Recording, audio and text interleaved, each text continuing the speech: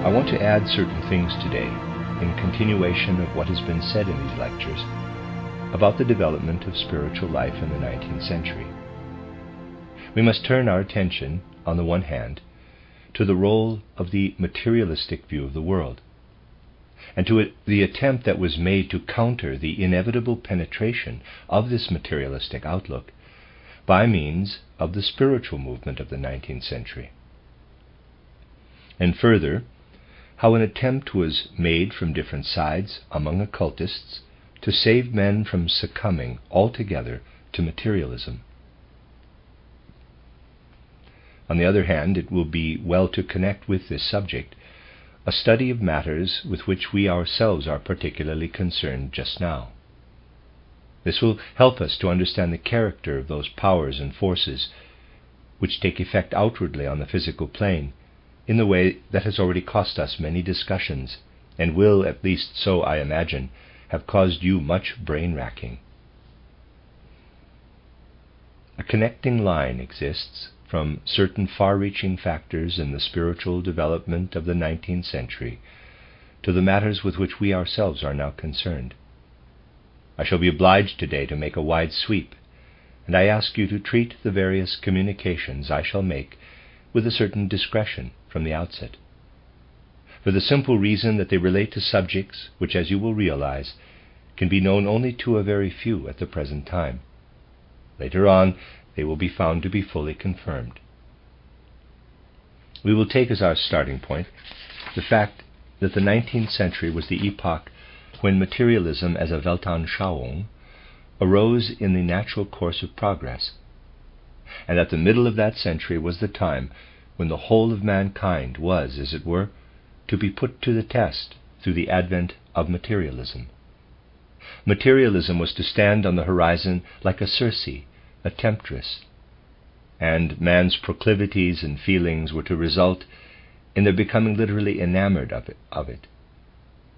For it may truly be said that the men of the 19th century were enamored of materialism.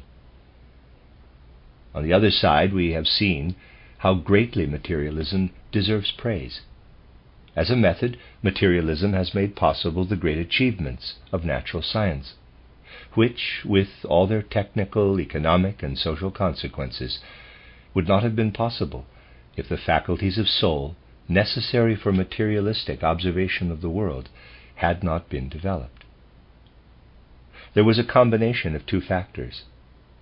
On the one hand, the evolution of humanity had to take its course to the point where materialistic interpretations were inevitable, when the study of nature was carried to a further stage. Honest thinkers could not but arrive at materialism if they adopted certain methods of investigation established by natural science. For materialism was good as a method for investigating and observing the secrets of the material world. That was the one aspect that emerged. The other was that the hearts and souls of men were so attuned as to make them love materialism. Everything tended toward it. All the factors combined to put men to the test, as it were, through a materialistic view of the world. Now, I have already told you that those among the occultists who, so to speak, had the responsibility of seeing that humanity should not completely sink into materialism, an attempt was made with mediumship, and I showed you that mediumship led to aberrations. I have already indicated one of the most significant of these aberrations. It was remarkable that mediums everywhere professed to be able to give information, revelations, from the realm of the dead, the realm in which men live after death. The most remarkable thing of all, in addition to what I have already told you, was that these communications, which came through mediums, allegedly from the realm of the dead, everywhere disclosed a strongly tendentious character. You can examine all these proclamations made by the mediums, and you will find that they invariably have a strongly tendentious character precisely where the life of the soul after death is concerned. In important circles where mediums were used, declarations were made which to the old esotericists, that is to say, those who did not wish certain occult truths to be made public, were the cause of great consternation. I can indicate the reason for their consternation in the following way.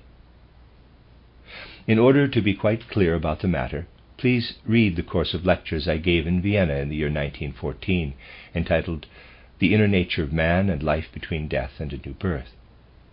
The lectures contain very important facts which emerge when one approaches the realm of the dead in the right way, by putting oneself into the condition where they are able to speak to one.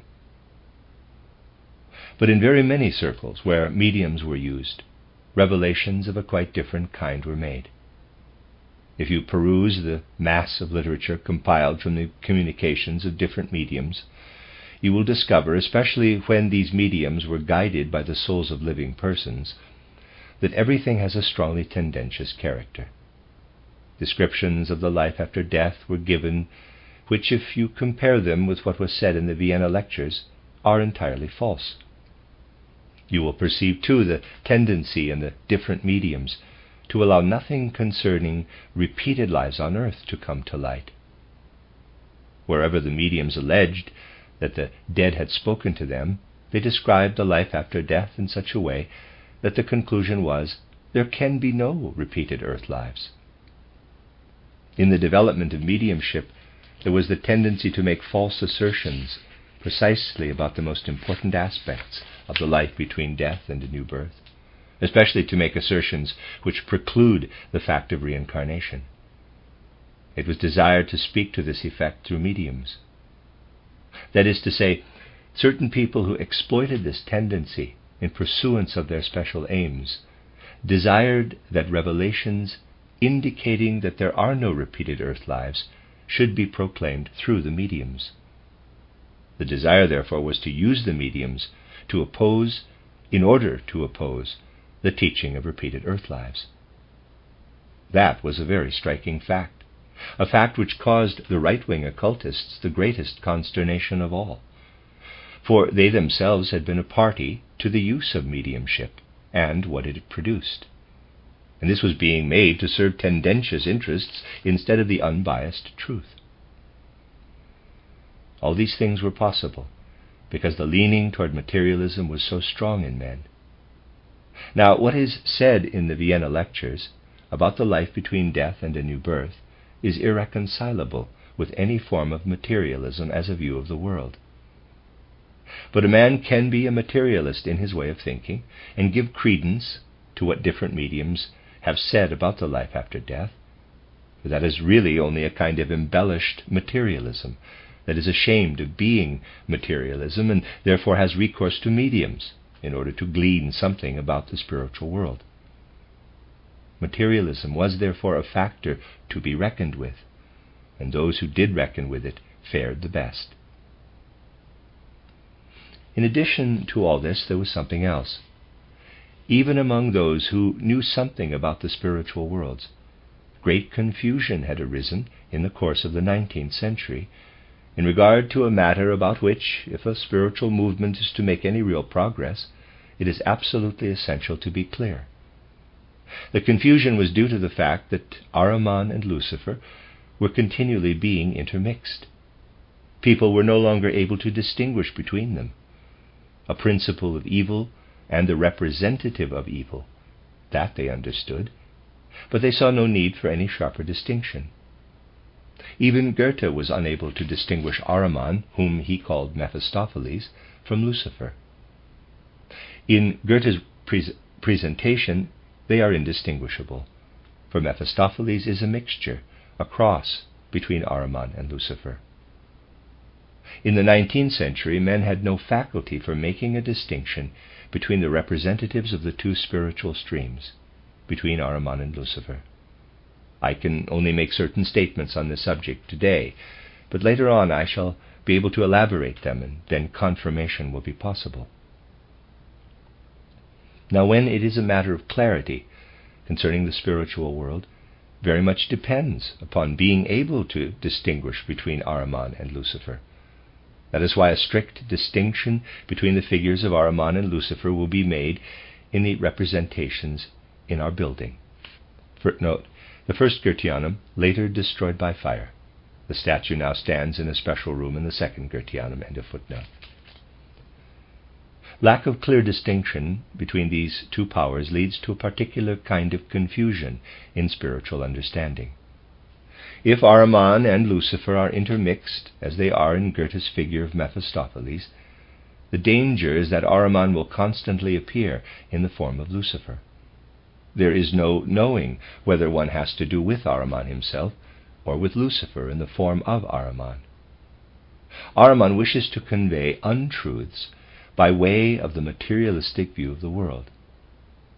But the materialistic view of the world would not lead to the consequence mentioned yesterday if people would only hold fast to the thread of thinking. Without this far-reaching thinking, materialism cannot be surmounted.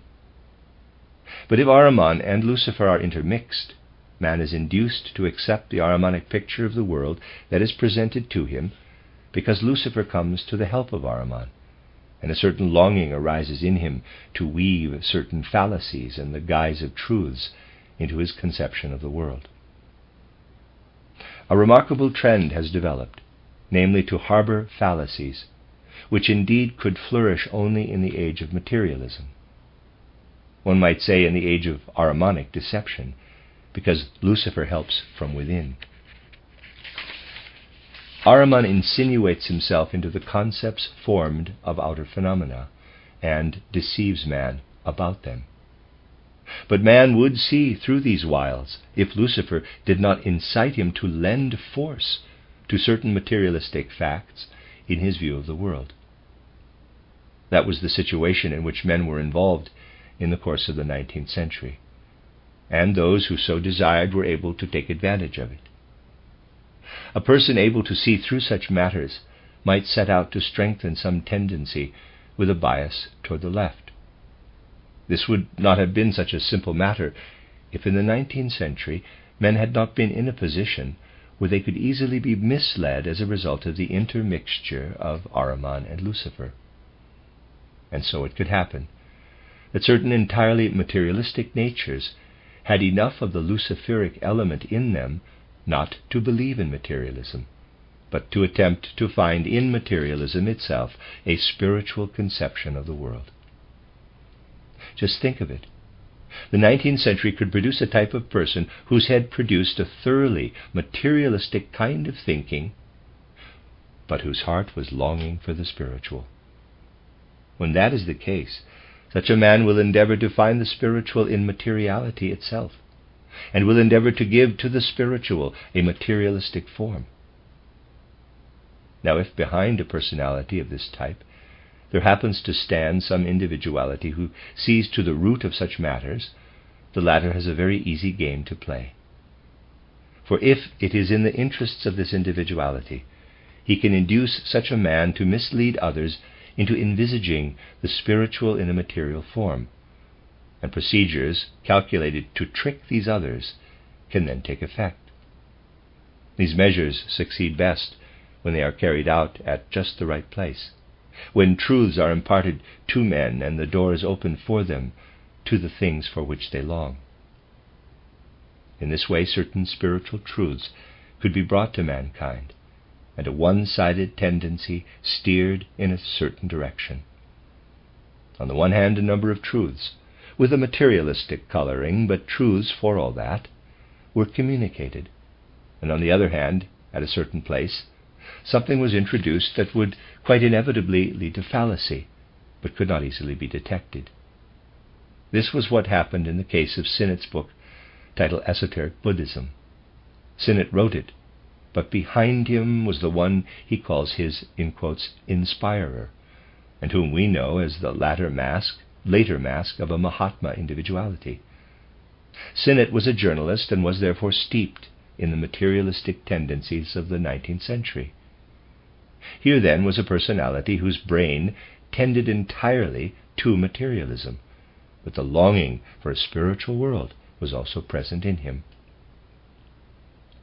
He therefore had every aptitude for seeking the spiritual world in a materialistic form, and so it was easy for the above-mentioned individuality, in whose interests it was to make use of materialism in this way for special aims of his own, to develop in Sinnott's title Esoteric Buddhism an ostensibly spiritual teaching with an eminently materialistic coloring.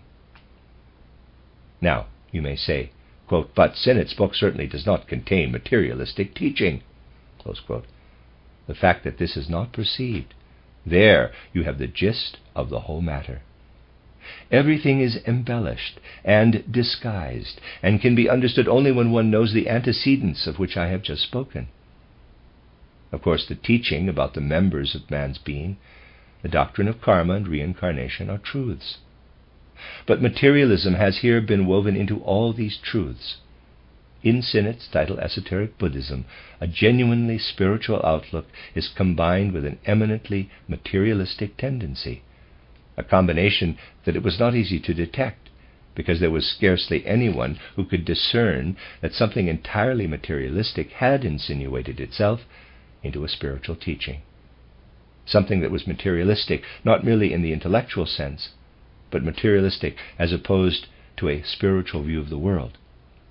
I refer to what is said in Esoteric Buddhism about the, quote, eighth sphere, close quote. Here, then, are teachings which contain a great deal that is correct, and into which this utterly materialistic and misleading statement about the eighth sphere has been woven. This culminates in the assertion made in title Esoteric Buddhism that the eighth sphere is the moon. Owing to its journalistic qualities and the good style in which it is written, the book was a tremendous draw and captivated many hearts. Consequently, these readers imbibed not the true teaching concerning the eighth sphere, but the strange assertion made by Sinnott that the moon is the eighth sphere. So, there was Sinnott's title Esoteric Buddhism. The book was written at the time when Blavatsky, after all the happenings of which I have told you, had already been driven into the one-sided sphere of influence of those Indian occultists who belonged to the left and had special aims of their own. Hence, teachings relating to the constitution of man and to reincarnation and karma are given in Esoteric Buddhism. It is therefore written in opposition to those who wanted the knowledge of reincarnation to be allowed to disappear. This will also show you how vehemently the conflict was being waged. Blavatsky was connected with American spiritualists who wanted to let the teaching of reincarnation disappear. Mediumship was a means to this end, and so that method was adopted. As Blavatsky revolted, she was expelled and came more and more under the sway of the Indian occultists. She was driven into their hands. This led to a conflict between American and Indian views in the sphere of occultism. On the one side, there was the strong tendency to let the teaching of reincarnation vanish from the scene, and on the other, the urge to bring this teaching into the world, but in a form that took advantage of the materialistic leanings of the 19th century. This was a possibility if the teaching about the eighth sphere was presented as Sinnott presented it in the book Esoteric Buddhism. There are a certain number of other facts which are perhaps of sufficient importance to be at least indicated, because I do not want to shock you by what I am saying, but to explain the spiritual principle upon which our own standpoint is based. Two difficulties had arisen as a result of the way in which the teaching about the eighth sphere had been presented in Sinnott's book. One of the difficulties had been created by Blavatsky herself. She knew that what Sinnott had written on this subject was false. But on the other hand, she was in the hands of those who desired that the false teaching should be inculcated into humanity. Therefore she tried, as you can read entitled The Secret Doctrine, she tried to correct in a certain way this conception of the eighth sphere and matters relevant to it. But she did this in such a way as to cause confusion. Hence there is a certain discrepancy between Sinnott's title Esoteric Buddhism and Blavatsky's title Secret Doctrine. Blavatsky corrected in a way that actually reinforced the bias of the left-wing Indian occultists. She tried by very peculiar means, as we shall presently see, to let more of the truth come to light in order to overshadow the error. She was therefore obliged in turn to create a counterweight, for from the standpoint of the Indian occultists it would have been very dangerous to allow the truth to be revealed in this way. She set out to create this counterweight, we shall gradually understand it, by pursuing a definite course. She came nearer to the truth about the eighth sphere than Sinnett had done, but she created the counterweight by giving vent, entitled The Secret Doctrine, to a volley of abuse on the subjects of Judaism and Christianity, interwoven with certain teaching about the nature of Jehovah. In this way, what she had put right on the one side, she tried to balance out on the other, so that too much harm should not be done to the stream of Indian occultism. She knew that such truths do not remain theory, or without effect, as do other theories relating to the physical plane. Theories such as those of which we are speaking penetrate into the life of soul, and color the perceptions and feelings of men. Indeed, they were calculated to turn souls in a certain direction. The whole affair is an inextricable jumble of fallacies. H.P. Blavatsky did not, of course, know that the driving forces behind both tendencies were directed toward a special aim, namely to foster this particular kind of error instead of the truth, to foster errors of a type that would be advantageous to the materialism of the 19th century, errors such as could be possible only at the high tide of materialism. There you have one side of the situation.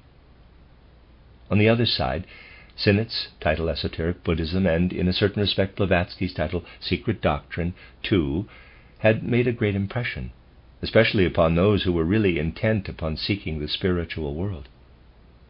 And that again naturally alarmed those who had cause to be alarmed at the possibility that an occult movement with such an oriental trend would appear. Now, a number of senseless polemics have been leveled against Blavatsky, against Sinnett, against the Theosophical movement, and so forth. But among the different attacks made upon the Theosophical movement in the course of time, there have been some which emanated from well-informed but biased quarters. The tendency of Anglican spiritual life was that as little as possible of Oriental teaching, as little as possible of any teaching concerning repeated earth lives, should be allowed to come to the knowledge of the public. There is no doubt that among those who, from the standpoint that here lay a danger to Christianity in Europe, set themselves in opposition to the Oriental teachings, were people who may be called Christian esotericists. Christian esotericists, connected with the High Church party, set themselves in opposition with this in mind. Footnote: compare C.J. Harrison, entitled The Transcendental Universe, London, 1893. End of footnote. And from that quarter came declarations calculated to stem the current of Oriental thought proceeding from Blavatsky and Sinnett, but, on the other hand, to foster in the outside world esotericism of a kind calculated to conceal the teaching of repeated earth lives, to amalgamate a certain trend of thought with a form of Christianity customary in Europe. Such was the aim of this group. It desired that the teaching of repeated earth lives, which it was essential to make known, should be left out of account. And a method similar to that used in the case of Sinnett was put into operation. I must emphasize once again that those who made the corresponding preparations were probably not fully aware that they were tools of the individuality who stood behind them. Just as Sinnett knew nothing of the real tendency of those who stood behind him, neither did those who were connected with the High Church party know much of what lay behind the whole affair. But they realized that what they were doing could not fail to make the great impression upon the occultists, and that determined them to lend force to the trend of those who were intent upon eliminating the teaching of repeated earth lives. If, after these preliminary indications, we turn to consider the particular fallacy contained in Sinnett's book, we find that it is the teaching that the eighth sphere makes itself manifest paramountly in the moon, that the moon, with its influences and effects upon man, is in fact the eighth sphere. Expressed in this form, this is a fallacy. Here is the essential point. If in investigating the influences of the moon, we were to start from Sinnett's assumption, we should be trapped in a grave error arising from materialistic thinking and not easily fathomed. What then was necessary if the truth were to be fostered? It was necessary to point out the true state of things in regard to the moon, as opposed to the erroneous presentation in Sinnett's title Esoteric Buddhism. Read Chapter 4, dealing with this subject in the book titled Occult Science, an Outline.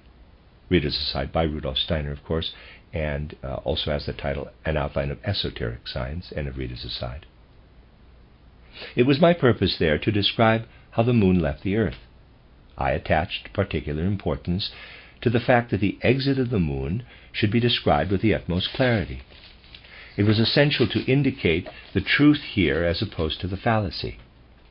Thus, in order to counter the Indian influence, it was necessary to describe in all clarity the function of the moon in the evolution of the earth.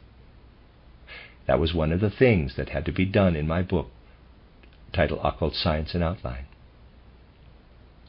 The other thing that was necessary will be clear to you if you think of the people of whom I have just spoken, people who were also under a certain leadership, and who did not wish the teaching of repeated earth lives to be spread among men as a truth, because they considered that it would alter the form of Christianity customary in Europe and America. They went to work in a particular way, a way which we can clearly discern if we picture how these occultists set about refuting Sinnett's titled Esoteric Buddhism. The occultists, who were connected with the High Church party, took upon themselves the task of refuting Sinnett's titled Esoteric Buddhism and Blavatsky's titled Secret Doctrine. In point of fact, a great deal of good was done in regard to Sinnett's statement about the eighth sphere, for the falsity of the indications about the eighth sphere and the moon was emphasized very poignantly from that side. But at the same time, this was combined with another teaching. It was stated from that quarter that man is not connected with the moon in the way described by Sinnett, but in a different way. True, this different way was not specifically described, but it could be perceived that these people had realized something about the process of the moon's departure from the earth, as I have presented it in the book Occult Science. But now they laid great stress on the following. They said, the earth, and above all man, was never connected with the other planets of the solar system. Therefore man could never have lived on Mercury, Venus, Mars, or Jupiter. From that side, therefore, it was sharply emphasized that there is no connection between man and the other planets of the solar system. But this is the best way to instill yet another fallacy into the world, and to spread the greatest possible obscurity over the teaching of reincarnation. The other fallacy, Sinnett's fallacy, actually furthers the teaching of reincarnation in a sense, but in a materialistic form. The fallacy, which consists in the assertion that during his earth evolution man has never had any connection with Mercury, Venus, Mars, Jupiter, and so forth, this fallacy was not actually spread abroad by those who gave it publicity, but by those who stood behind them. It was they who worked upon the souls of men in such a way that these souls could never seriously believe in reincarnation. What, therefore, was strongly emphasized from this quarter was that man had never been connected with any planet other than the earth, nor had ever had anything to do with the other planets of the solar system. If we think about man as he is between birth and death, we can envisage that in regard to his evolution, he stands under the workings of the spirits of form. This too is set forth in Occult Science. But if we then think of his life from death until the next birth, an essential fact must be taken into consideration, namely, that the spheres of activity of these spirits of form fall, as it were, into 7 categories, only one of which is allotted to Jehovah, namely, that concerned primarily with the life between birth and death. The 6 other categories of the spirits of form guide the life between death and a new birth.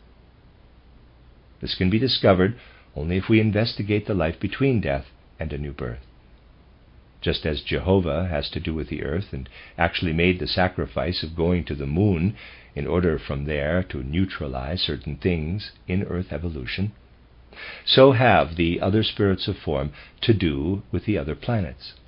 But this fact must be cloaked, must be kept secret, if it is desired that the conception of repeated earth lives shall be withheld from men.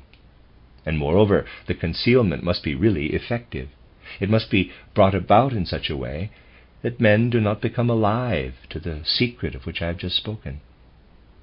For if they are diverted from a true vista of the life between death and a new birth, their attention will be riveted, without this secret, upon the life between birth and death, and they will allow mediums to talk them into believing that the life after death is simply a continuation of the life on earth. In all the things that happen in this domain, a tremendous amount of scheming goes on. For, naturally, an occultist who undertakes anything of this nature knows, if he belongs to the left, into which direction he must turn the thoughts in order to bring the feelings too into line, and thus divert men's attention from certain secrets in order that these shall not come to light. That is what actually happened, and you can read about it in the relevant literature. You will often find the statement that man has nothing to do with the other planets of our solar system, but the implication behind this is nothing to do with the guiding spirits of these planets of our solar system.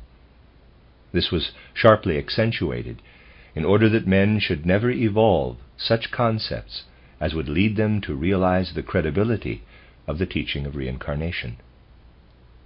And now the other task was to present the truth as opposed to the fallacy.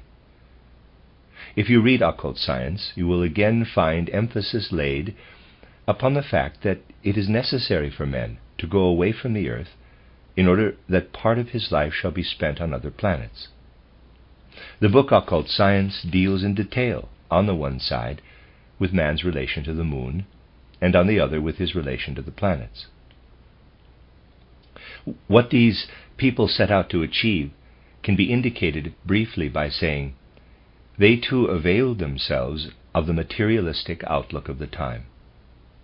For if you present the matter as I have done in Occult Science, you will show what has to be accomplished in the evolution of our Earth through its connection with the planets. The other planets too belong to the evolution of the Earth. To the materialist, the planets move around in space as mere clods of matter.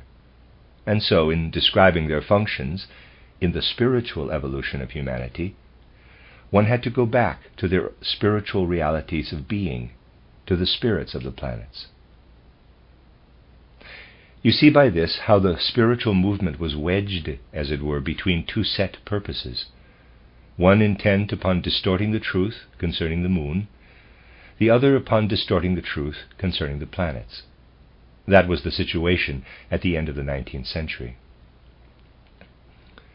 H.P. Blavatsky and Sinnett were to distort the truth about the moon. The others set out to distort the truth about the connection of the planets with the evolution of the Earth. Do not imagine that it is an easy position to be wedged between two such currents, for here we have to do with occultism, and where occultism is involved, a stronger force is necessary for grasping its truths than for grasping the ordinary truths of the physical plane. But, consequently, there is also at work a far stronger force of deception, which it is essential to see through. This is not easy, because of the strong force required to counter it. On the one side, the truth about the moon is veiled by the distortion, and on the other the truth about the planets. One was therefore wedged between two fallacies committed in the interests of materialism. First, it was a matter of reckoning with the materialism emanating from the Oriental side, which was responsible for promoting the fallacy about the moon in order to introduce the Oriental teaching of reincarnation. The teaching of the fact of reincarnation was of course correct, but we shall soon see what a strong concession had been made to materialism in titled Esoteric Buddhism, as the book was called. On the other side, there was the desire that a certain form of Catholic esotericism should be protected from the assault of the Indian influence. And there, more than ever, the tendency was at work to allow all spiritual reality connected with the evolution of the planetary system as a whole to be submerged in materialism. The mission of spiritual science was wedged between these two currents. This was the situation with which one was confronted. Everywhere there were strong forces at work, intent upon making the one or the other influence effective. And now it is a matter of showing in what respect this distorted teaching about the moon is a very special concession to materialism, and how the way in which it was then corrected by H.P. Blavatsky actually made matters even worse. Because on the one side, with a great talent for occultism, which Sinnett did not possess, she amended his statements, but on the other side made use of particular methods whereby the error could be preserved with even greater certainty. The first essential is to discern how far Sinnett's teaching about the eighth sphere is a fallacy. Here you must keep firmly in mind the teaching regarding the whole process of the evolution of the Earth, namely the teaching that the planet Earth passed through the old Saturn, old Sun, and old Moon periods of evolution before entering its present stage. You must remind yourselves that the composition of the old Moon was essentially different from that of the Earth. The mineral kingdom was added for the first time during the Earth period, and what constitutes the material world of the physical plane is entirely impregnated with the mineral element. All that you perceive in the plant, animal, and human kingdoms is the mineral element, which has been impregnated into them. Your body is, in quotes, mineralized through and through. That which is not mineral, the moon nature, the sun nature, is only occultly present there. We see only the mineral, the earthly. This must be firmly borne in mind, if starting from what man now actually is on the earth, we are to find the answer to the question, what is it in man that is the heritage of the old moon? As you see, the preparation for our present study was made already a long time ago. Within man, as he now is, the old moon man is present, but in a form that must be pictured as containing nothing mineral whatever. If you envisage earthly man in such a way that you see his mineral constituents only, you must picture the moon man within him, and there's a sketch made on the blackboard. But there is nothing mineral in this moon man, hence he cannot be seen with physical eyes, but only with spiritual sight. A moon form underlies certain members of physical man, is contained within them, but can be perceived only with the eye of clairvoyance. Needless to say, what is there within was present on the old moon. But just remember how it was seen on the old moon. It was seen through imaginative cognition, in surging, undulating pictures. These are still present today. But to behold them, atavistic clairvoyance, at that time at least, was necessary. The old moon man could be perceived only by atavistic clairvoyance, which in that era was the normal faculty of vision. Consequently, everything that is connected with this old moon evolution can also be seen only in imaginations, with the ancient visionary clairvoyance. It must never be thought that the moon man could be formed out of the mineral earth. He was the product of the old moon, as it can be seen in imaginative clairvoyance. And so in connection with the old moon, we must picture to ourselves that the whole environment was visible to the imaginative clairvoyance of the moon men, just as our own environment, with plants, animals, rivers, mountains, is visible to physical eyes. Now, we know that the forces contained in the old moon inevitably appear again in the Earth's evolutionary process, but that Earth evolution would have been doomed to perish, as I have shown in occult science, if these moon forces had not subsequently taken their departure. They could not have maintained their existence within the Earth forces. And why not? Remember that the whole planet Earth had to receive into itself the mineral kingdom, to be mineralized, as it were. While the moon formed part of the Earth, the moon forces were still within the Earth. But these forces had to be expelled. Hence the moon itself was obliged to separate from the Earth, because it could not have existed in the mineralized Earth. Hence men would not have been able to evolve as they have actually evolved. I have spoken of all this in the book Occult Science. But now recall exactly what I have said to you today, that this moon can be perceived only through imaginative clairvoyance. If therefore you picture how man developed as earthly man, with a constitution organized for perception with physical senses, you will understand that he could never have beheld the departure of the moon. The departure of the moon, and also its position out there in the cosmos, could only have been apprehended clairvoyantly. Man was so organized that the whole process of the departure of the moon could have been seen only with clairvoyant sight, and the influences then proceeding from the moon could only have been those of the old moon. That is to say, influences which worked in such a way upon man that, among other things, imaginative clairvoyance would have been evoked in him. Try to imagine the situation in that ancient time. The situation was that man, in quotes, could come into being, that the souls could come down from the planets, and so forth.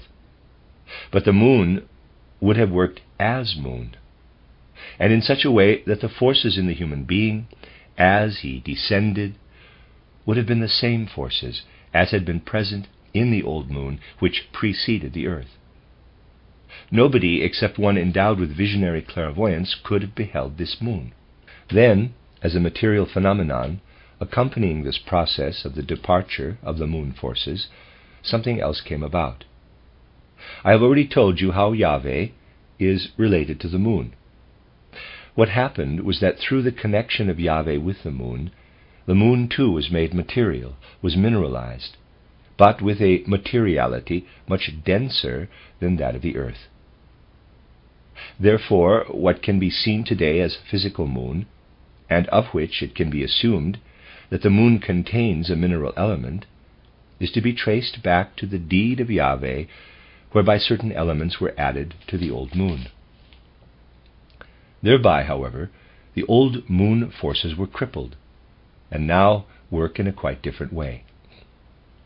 Had the moon remained unmineralized, its forces would have worked in such a way that its rays would always have evoked the old atavistic clairvoyance in men, and the effects of the moon upon the will would have made men somnambulists in the most marked form.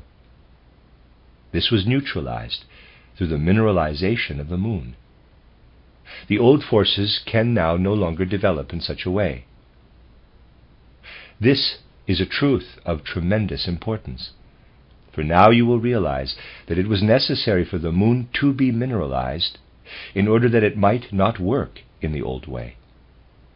And so, when speaking of the moon as a recapitulation of the old moon, we must speak of a celestial body that is not visible with physical eyes, that is a concern of the spiritual world, albeit only the subconscious spiritual world that is perceptible to visionary clairvoyance.